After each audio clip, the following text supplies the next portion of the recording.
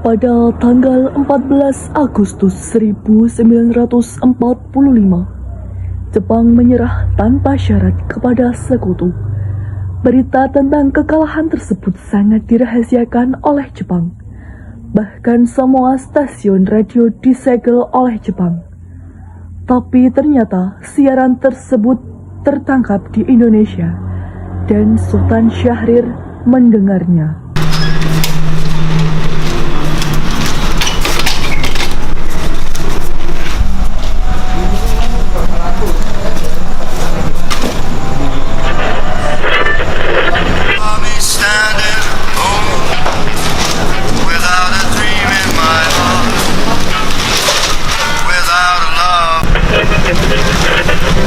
Designated Allied Supreme Commander to accept the surrender of the Japanese.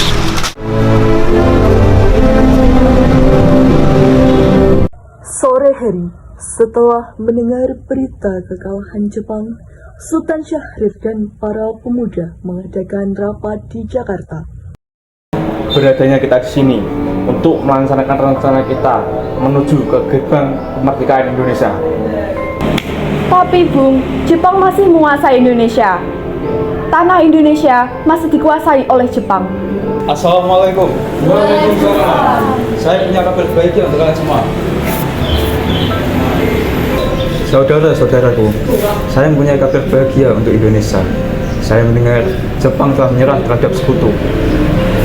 Saya mendengarnya pagi dari radio.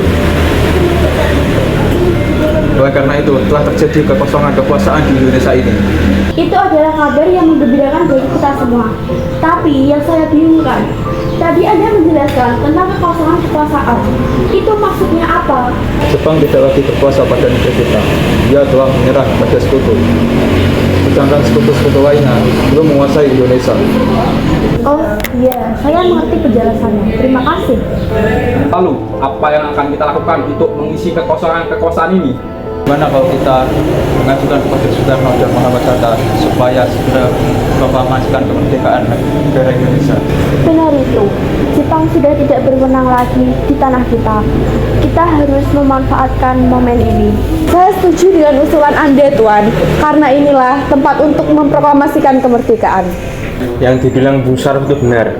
Kemerdekaan merupakan hak rakyat yang diproklamasikan. Oleh karena itu, kita harus berada di rumah Bung Karno untuk mengunjuk Bung Karno dan Bung Hatta untuk melepaskan Indonesia Jepang. Tapi jangan sampai proklamasi kemerdekaan diproklamasikan oleh PPKI. Kenapa kau berpendapat demikian, sobat?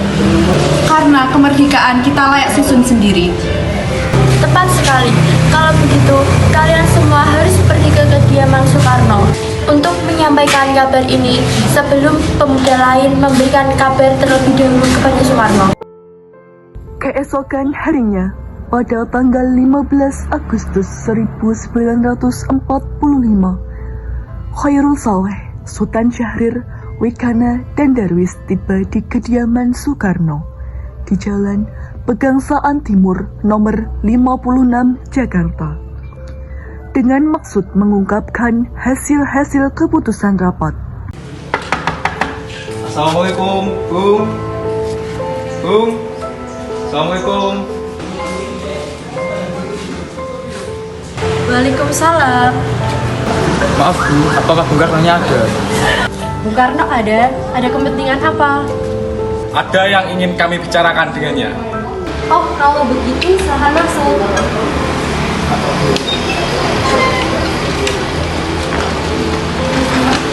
Sebentar, saya panggilkan Bung Karno dulu ya.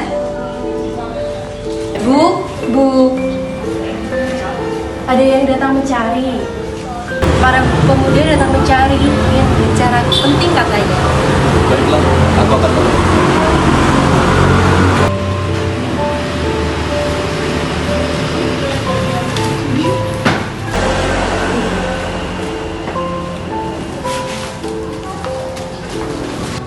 Ada maksud apa saudara-saudara sekalian datang kemari?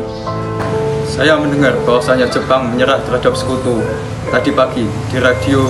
Maka dari itu, Kami, para pemuda, mengadakan rapat tadi siang dan hasilnya kami menyetujuinya agar Bung Karno dan Bung Hatta mau memproklamasikan kemerdekaan Indonesia. Tidak bisa semudah itu memproklamasikan kemerdekaan. Kita harus membicarakannya dalam rapat PPKI. Saya tidak setuju. Menurut saya, kemerdekaan Indonesia tidak dicampur tangan oleh PPKI. Tidak, bukan begitu. Memang seharusnya kita membicarakannya dalam rapat PPKI. Karena tugas PPKI adalah mempersiapkan kemerdekaan Indonesia. Apakah kita harus menunggu jadi Jepang untuk memerdekakan bangsa ini? Kita bisa untuk memproklamasikan bangsa ini. Mengapa harus menunggu Jepang? Kekuatan segelintir ini tidak akan bisa menang melawan armada Jepang. Coba kalian perlihatkan padaku kekuatan yang telah diperhitungkan itu. Apa tindakan kalian untuk menyelamatkan para wanita dan anak-anak jika terjadi pertumpahan darah? Bayangkan bagaimana kita berdiri sendiri di atas kekuatan ini. Tapi Bung, semakin cepat kita memproklamasikan kemerdekaan ini, semakin cepat kita mengakhiri penderitaan rakyat ini. Inilah yang sudah ditunggu-tunggu bangsa kita. Baiklah, tapi beri saya waktu untuk berunding dengan golongan tua. Baiklah kalau begitu, kami mohon undur diri dulu.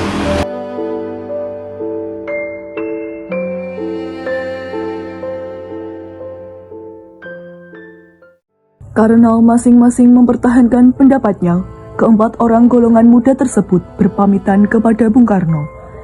Mereka bergegas meninggalkan kediaman Bung Karno dengan wajah kesal.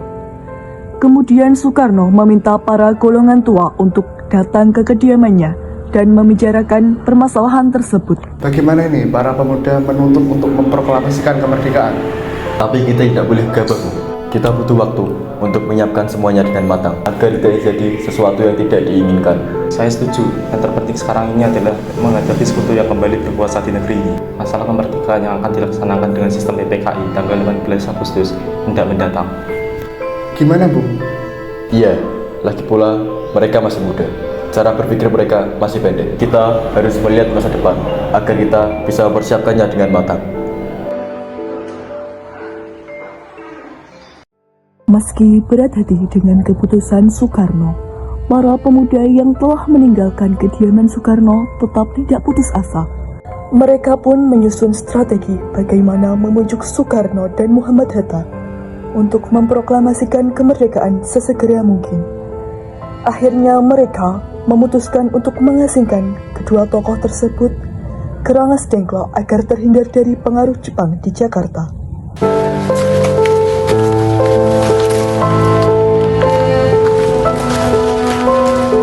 Begini, nampaknya golongan tua tidak akan menyetujui kita. Kita harus mencari solusi. Benar? Ada saran? Bagaimana kalau kita mengasingkan Insinyur Soekarno dan Bung Hatta keluar dari Jakarta agar tidak terpengaruh dengan Jepang? Bagaimana kita akan mengasingkan mereka, Bung? Bagaimana kalau di Rengas Dengklok? Tempat ini di Karawang. Tempat ini adalah termasuk markas peta. Bagaimana saudara-saudara? Apakah setuju? Setuju. Bagaimana kalau kita melakukannya malam ini? Para pemuda pun menyetujui ide Darwis tersebut. Pada malam hari, Insinyur Soekarno dan Muhammad Hatta dibawa oleh sekelompok pemuda menuju Rengas Dengklok. Rombongan ini berangkat dari kediaman Soekarno yang dikawal oleh pasukan peta di bawah pimpinan Darwis.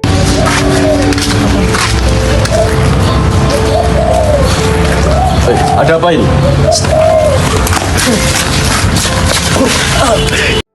Rombongan Insinyur Soekarno dan Muhammad Hatta tiba di Rengas Dengklok dengan selamat pada waktu subuh tanggal 16 Agustus 1945. Soekarno-Hatta berada sehari penuh di sana.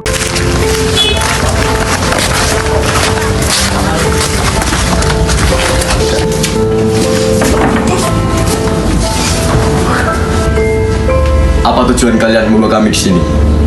Maaf atas kelancangan ini, Bung. Ini demi keselamatan kalian. Kami ingin membicarakan tentang proklamasi ini, Bung. Bukankah Soekarno sudah mengatakan bahwa proklamasi akan dibicarakan di sidang PPKI? Mengapa harus menunggu PPKI, Bung? PPKI itu buatan Jepang. Kita harus proklamasikan ini tanpa campur tangan Jepang. Namun, kita terlalu dini untuk memproklamasikan kemerdekaan. Karena kita masih membutuhkan bantuan Jepang. Bagaimana jika perkataan Jepang hanya janji manis belaka? Apa yang Anda lakukan? Apakah selamanya kita menunggu janji Jepang itu? Kita harus memproklamasikan sekarang juga. Tenang saudara sekalian, kita bicarakan masalah ini dengan kepala dingin. Bung Karno, Bung Hatta, mari ikuti saya. Saya mengerti pertimbangan kalian tentang proklamasi ini. Kami memang belum mempertimbangkan masalah ini. Tapi saya yakin dapat bangkit dan menguatkan situasi ini. Bahkan tidak datang kedua kali. Tapi apa yang mereka katakan itu benar, saya mendukung mereka. Tetapi apakah kita bisa? Apakah semua ini akan kita lakukan? Tentu mungkin, Bu. Asal kita berusaha, kita pasti bisa. Jadi bagaimana, Bu? Baiklah, saya setuju. Kita akan memproklamasikan kemerdekaan Indonesia tanpa campur tangan Jepang.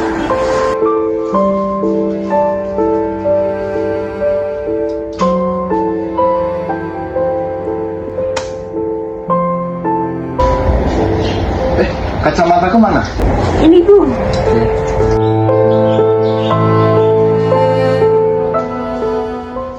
Pada pukul 5:30 sore, rombongan dari Jakarta yang dikawal oleh Peta tiba di Rengas Dengklok untuk menjemput Soekarno dan Muhammad Hatta.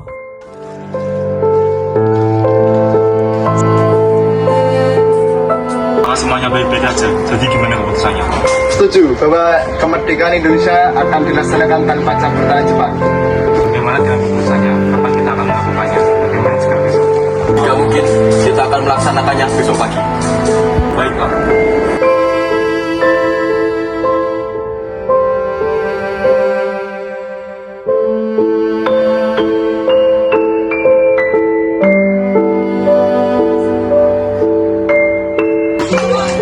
Bagaimana kita membicarakan naskah proklamasi untuk kemerdekaan kita? Jepang tak akan mengizinkan kita. Apalagi dia sudah tahu kita akan merumuskan naskah proklamasi. Saya punya ide. Bagaimana jika kita meminjam rumah perwira Jepang laksana nama itu? Baiklah, Bu. Selesailah perundingan di Rengas Dengklok. Semua anggota golongan tua maupun muda kembali ke Jakarta untuk membahas lanjut rencana proklamasi kemerdekaan tanggal 17 Agustus 1945.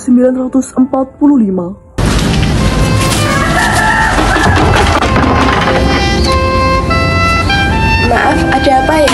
Ingin mencari Laksamana Maida. Sebentar, saya panggilkan Bapak dulu.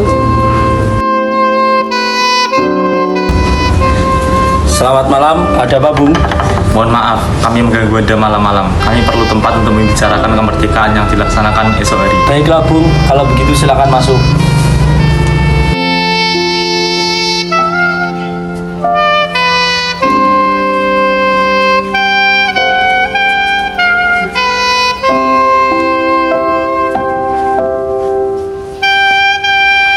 Sebenarnya saya juga bergembira mendengarkan kabar ini. Silakan gunakan ruangan yang Anda butuhkan. Baiklah, terima kasih.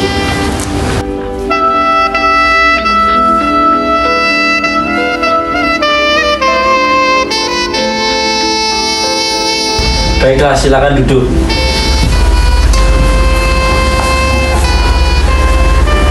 Apakah ada pena dan kertas Laksamana? Oh, sebentar. Akan saya ambilkan. Ambilkan pulpen dan kertas di kamar.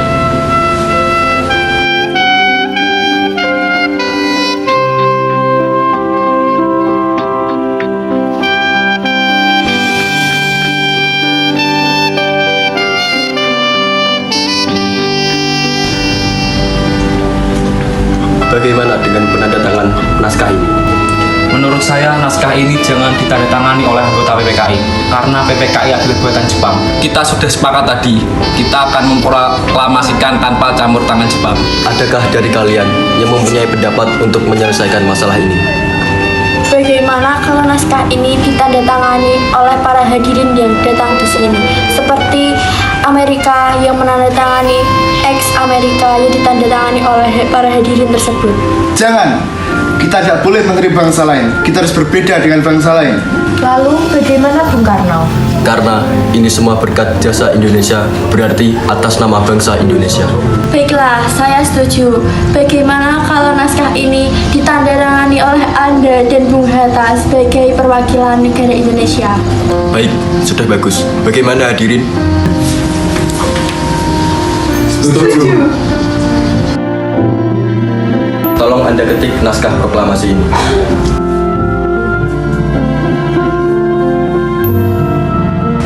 Apakah di sini ada mesin ketik? Oh ada, mari ikut saya.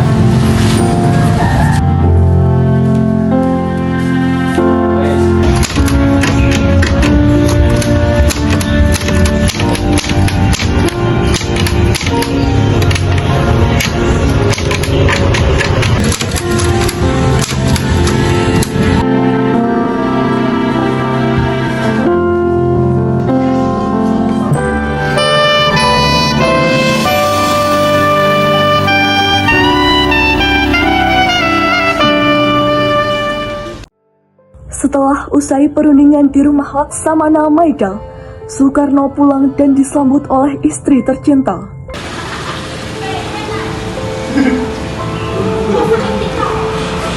Alhamdulillah semuanya berjalan dengan lancar. Terima kasih Ibu telah menemani saya di masa-masa yang sulit ini. Ya, terima kasih kepada Allah yang telah memberikan kita jalan untuk memproklamasikan kemerdekaan ini. Oh ya, apakah kalian sudah merencanakan bagaimana proklamasi besok berlangsung? Sudah, kita akan melaksanakan upacara bendera yang diiringi oleh lagu Indonesia Raya ciptaan Bung Supratman. Oh ya, bukankah kita belum punya bendera? Lantas bagaimana? Ya ampun, Bapak lupa. Bagaimana kalau Ibu yang menjahitkan benderanya? Tapi ibu tidak punya kain, Pak. Adanya kain merah dan putih. Apakah tidak apa-apa? Ya sudah kalau begitu, buatlah dengan sederhana. Yang penting kita ada niat. Baiklah, Pak. Ibu punya ide. Kita namakan benderanya Sangsaka Merah Putih. Bagaimana? Baiklah, kita namakan Sangsaka Merah Putih. Ya udah, bawa bersiap sana untuk menyiapkan proklamasi besok. Baiklah.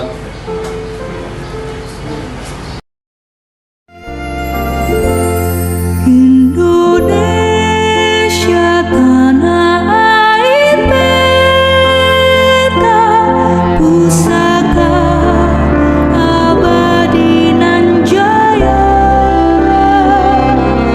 Indonesia sejak dulu kala tetap dipuja-puja bangsa. Di sana tempat lahir beta, dibuai dibesarkan bunda, tempat berlindung di hari tua, sampai akhir menutup mata.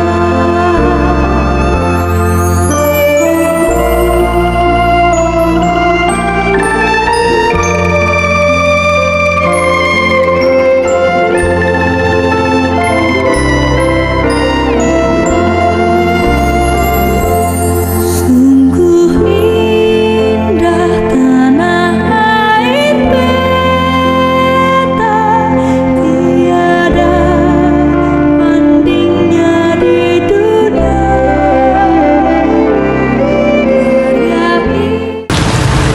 Trimurti, tolong kibarkan bendera ini sebagai lambang kemerdekaan negara Indonesia. Siap, Bung. Baiklah, laksanakan. Saudara-saudara sekalian, saya telah meminta kalian untuk datang ke sini menyaksikan peristiwa maha penting bagi bangsa negara Indonesia ini. Beratus-ratus tahun bangsa ini berjuang untuk merdeka. Dengarkanlah proklamasi ini.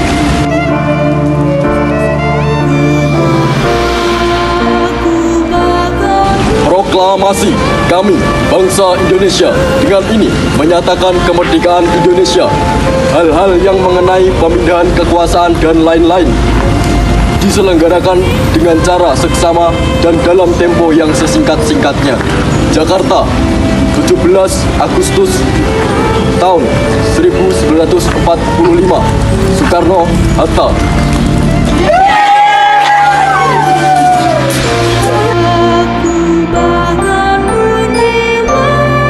Maju, jalan. Bendera siap. Tenaga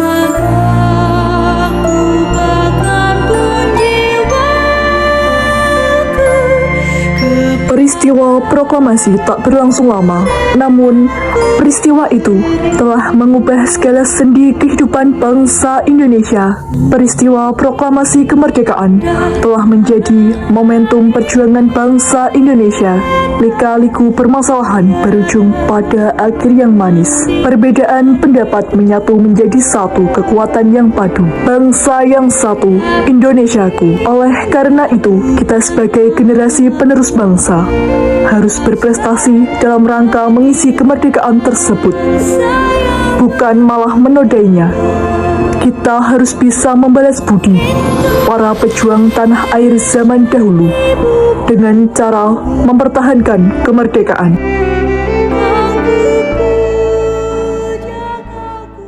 Tuan dan Nyonya, Sinyo dan Noni, kami sudah berhenti, besok main lagi.